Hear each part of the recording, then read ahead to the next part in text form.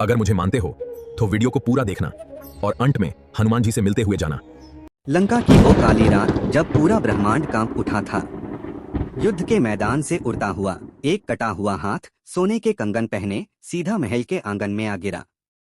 खून से लथपथ उस हाथ को देखकर लंका की दीवारें भी रो पड़ी। यह हाथ इंद्रजीत का था, लेकिन उसकी पत्नी सुलोचना को विश्वास नहीं हुआ कि उसके वीर पति की मृत्यु हो गई है। उसने सिसकते हुए उस बेजान हाथ के पास एक कागज और कलम रखी और कहा, यदि आप सचमुच मेरे पति के हाथ हो तो लिखकर बताइए कि आपका वध किसने किया। तभी एक चमत्कार हुआ। उस कटे हुए हाथ की उंगलियों में हरकत हुई।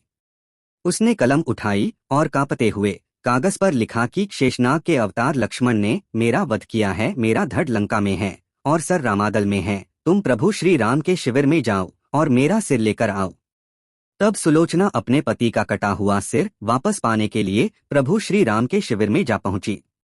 सुलोचना ने प्रभु श्री राम को प्रणाम किया और कहा, हे प्रभु, मेरे पति के कटे हुए हाथ में बताया है कि मेरा धड़ लंका में है और सिर रामादल में है, तो मैं आपसे अपने पति का सर लेने आई हूँ। तब सभी बंदर और भालू कहने लगे कि यह कैसे संभव है। तुम्हें प्रमाणित करना पड़ेगा कि अगर कटा हुआ हाथ लिख सकता है तो कटा हुआ सर हंस भी सकता है।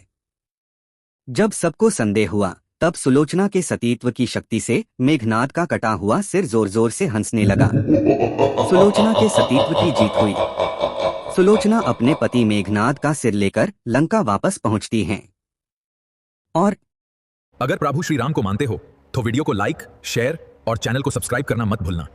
लंका की पवित्र भूमि पर एक विशाल चिता सजाई गई है। रावण और लंका के निवासी दूर खड़े होकर इस महान नारी के त्याग को देख रहे थे। सुलोचना उसी गरिमा और शांत भाव के साथ मेघनाद के सिर को अपनी गोद में लेकर चिता पर विराजमान होती हैं। जैसे ही वह अपनी आंखें बंद करती हैं, चिता अपने आप दिव्य अग्नि से प्रज्वलित हो उठती है। यह अग्नि विनाश की नहीं बल्कि सतीत्व के तेज की प्रतीक है।